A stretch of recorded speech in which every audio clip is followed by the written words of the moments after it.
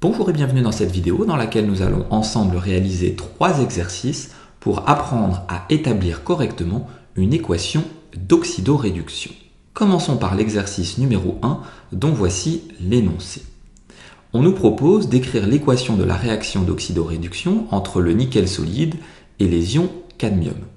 Pour rappel, voici les différentes étapes à suivre pour établir correctement l'équation d'une réaction d'oxydoréduction. Commençons par écrire les demi-équations de chacun des couples donnés. On a ici la demi-équation pour le nickel et ici celle pour le cadmium. Il faut ensuite placer les deux réactifs à gauche en retournant l'une des deux demi-équations. Ici, le nickel solide et les ions cadmium sont nos réactifs. On va donc simplement retourner la première demi-équation de telle sorte à ce que le nickel solide et les ions cadmium soient du côté gauche du signe égal. Il faut maintenant vérifier que le nombre d'électrons libérés et captés est le même. Et dans le cas contraire, il faut équilibrer l'ensemble. Ici, on a bien de part et d'autre du signe égal 2 électrons. Il n'est donc pas nécessaire de multiplier nos demi-équations par un coefficient adapté.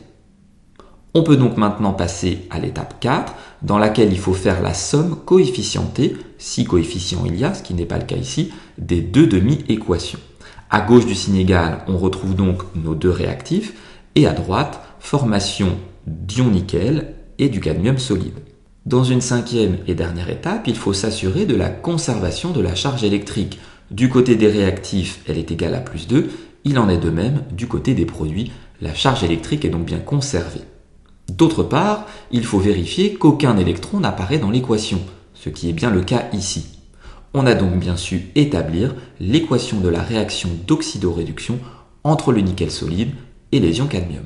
Passons maintenant à un exercice 2 dans lequel, cette fois-ci, on nous demande d'écrire l'équation de la réaction d'oxydoréduction entre le dibrome, Br2 en solution aqueuse, et les ions thiosulfate, S2O3 en solution aqueuse.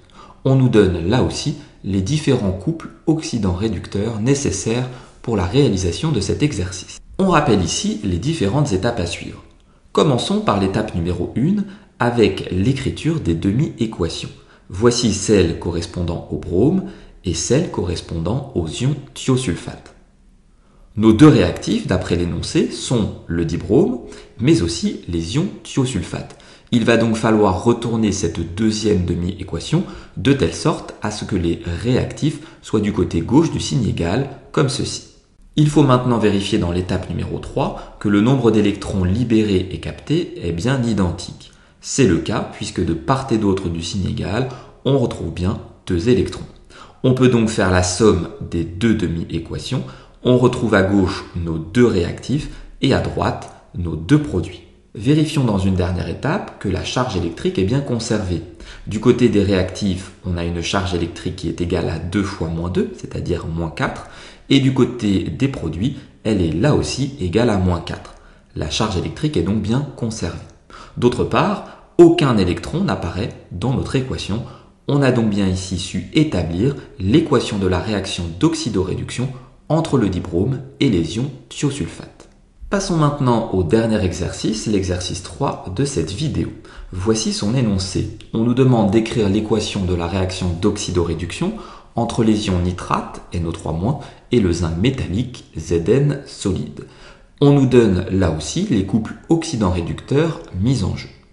Pour rappel, voici les différentes étapes à suivre. On peut donc directement commencer par l'étape numéro 1 en écrivant les demi-équations de chacun des couples. La demi-équation correspondant aux ions nitrate est assez compliquée. Je vous conseille là aussi, si vous avez besoin d'aide, de revoir la vidéo correspondante. Concernant le zinc métallique, la demi-équation est plutôt triviale. On identifie les deux réactifs qui sont donc les ions nitrate et le zinc métallique. Il va donc falloir retourner cette deuxième demi-équation de telle sorte à ce que nos réactifs soient bien à gauche du signe égal. On passe maintenant à l'étape numéro 3. Il faut vérifier que le nombre d'électrons libérés et captés est bien équilibré. Ici, ce n'est pas le cas puisque dans la première demi-équation, 3 électrons sont captés et dans notre deuxième demi-équation, 2 sont libérés. On va donc devoir multiplier la première demi-équation par 2 et la deuxième par 3, de telle sorte à ce qu'il y ait de part et d'autre 6 électrons captés et libérés. On peut donc maintenant passer à l'étape numéro 4, dans laquelle il faut faire la somme coefficientée des deux demi-équations.